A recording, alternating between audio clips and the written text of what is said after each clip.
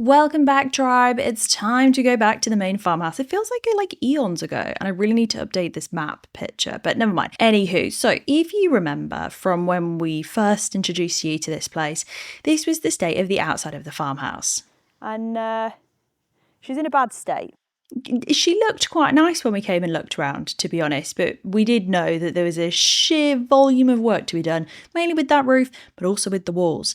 Now, the priority was, of course, that roof, and there are brick sections to this building, but the vast majority of it is old, solid stone with lime mortar and solid, thick 2-foot, 3-foot stone walls. So we prioritised the roof, as you guys all already know anyway. So roof work was done. That took a few months, I'm not going to lie. She's not a small building, and all of that time we're just watching the walls sort of start to look a little bit sketchier as time and weather went on.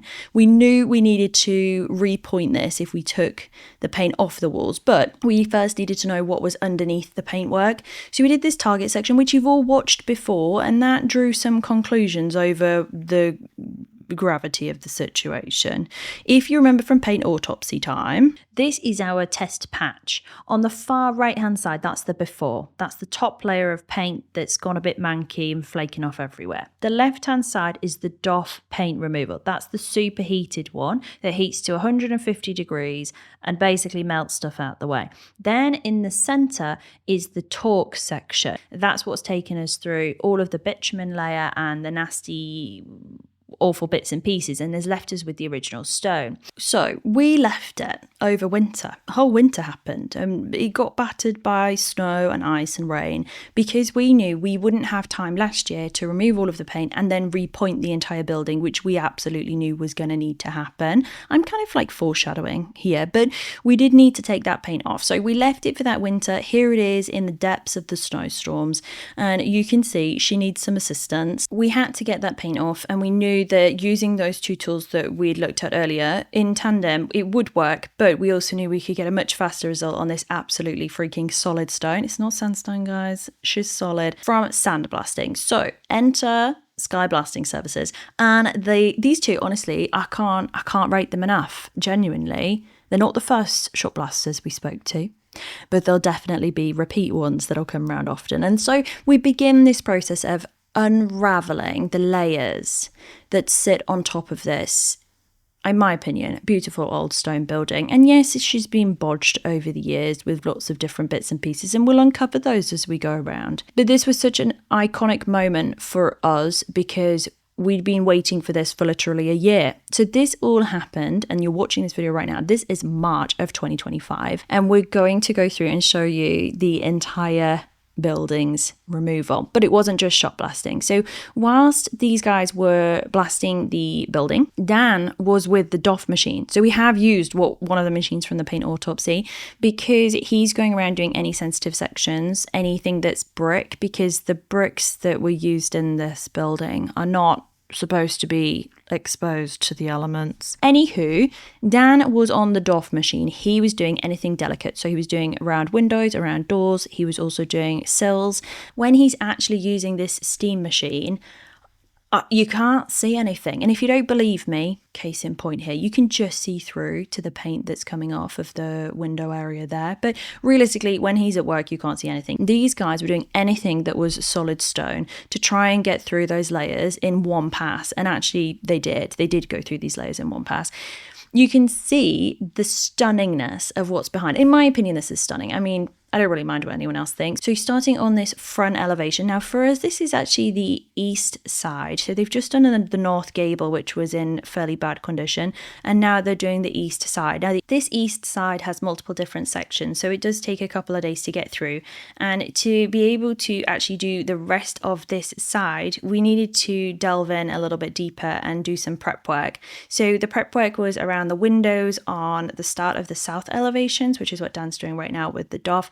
And then also that whole kind of porch structure thing, that wooden doodad over there on the front door, as it were, also needed to come off, but not before we investigated what was happening here. So that's lime mortar, lime pointing, and you can see the stones are drying out really well. Immediately next to that, on the same stretch of wall, is this atrocity, which is like concrete, guys. She's not supposed to be there. She causes cracks. She doesn't move. She doesn't deal with water at all. And essentially, the whole house is like that. So you've got some lime and some disaster zones, which all needs raking out and repointing. If you look at this corner is incredibly wet internally.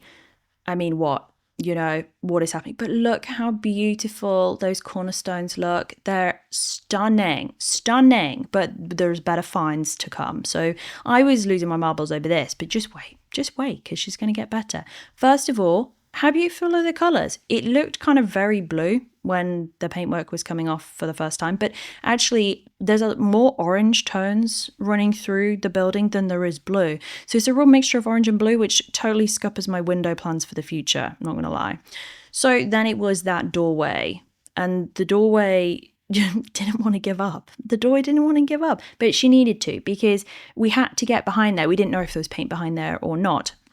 And in actual fact, as you can see Dan doing that doorway over there on the left, there isn't. And that's when he called me, because he found something. And this is granite. Yeah, that's why I thought you might like it. I think she's going to be very watertight. Love it! So the first find here was that we did have Dalbeattie granite on this section of the building, which for me is a huge win to have some more local granite in the building. That for me just basically sealed the deal, though. We were like, I can never cover this over ever again in my entire life, which means that hopefully we're hoping we're going to put it through a winter and see how she does. But hopefully we will try to keep this stonework fully exposed, because it is a little historical pocket. It's not all pretty. It's not all even stone, but it shows the character of the building and how it's changed over the generations. And I think that's good. I like that. And to be honest, I don't really mind what anyone else says, but if you think you like it as well, then let me know. If you think you hate it, respectfully, I'm not going to listen anyway.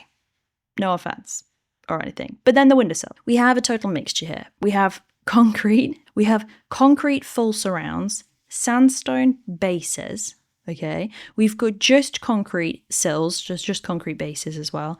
And then you just turn a corner and magically you're at a full sandstone surround situation. And this is all local sandstone as well. But then you go around the corner again, try not to stand on a cat.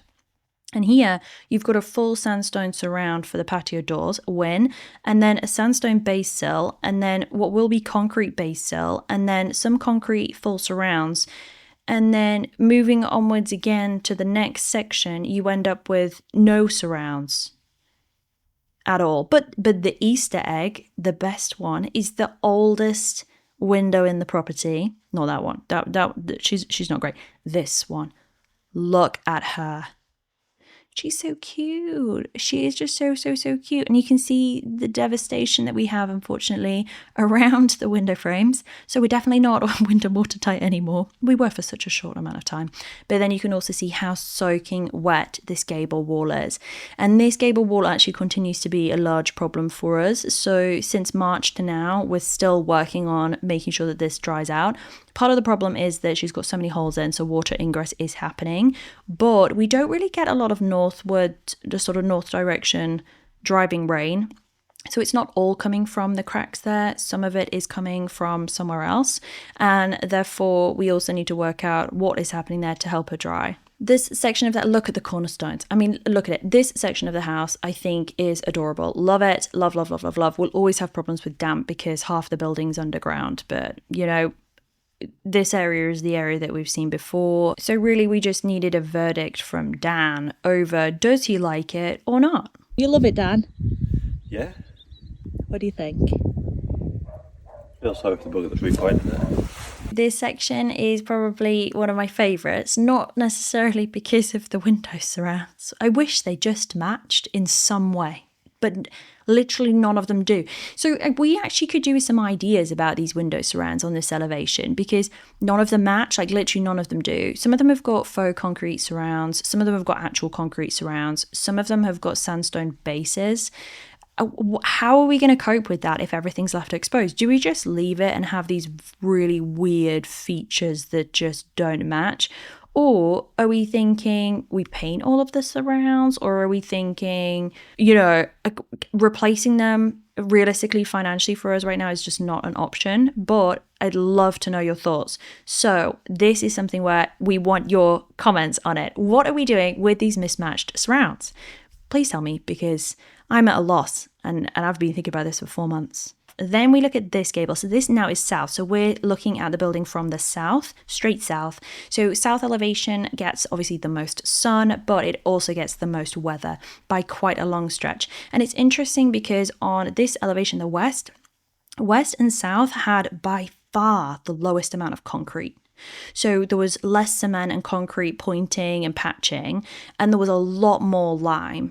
And it's actually in a considerably better condition than the rest of the property, which to us kind of makes no sense. Like, you'd think that more of the lime would have been pulled out of this side, and therefore that's where they'd have been patched up. But it might be that this side dries out and the other side maybe didn't dry out so well. There's a lot of questions happening here, as well as what do we do with these windows? So on this side, there is no full surrounds. It is just sills, but again, it's a mixture. We've got some sandstone and some concrete, and then of course that sandstone surround for the patio door. So thoughts on that? Then this back section, which looks like kind of a rubble mountain, that's just because this was where that outbuilding was taken down on this side, and that then is the old external and now reinstated external wall of that section of the property. The brick area here we are leaving alone for now because it is in such bad condition now with the bricks kind of spalling. So we're looking to repair and clad that section with something like larch to just make sure that it's protected a little bit from the elements. And then, yeah, I mean, do you love it? Because I do. I love it. Anywho, that's it for now. I'll see you later.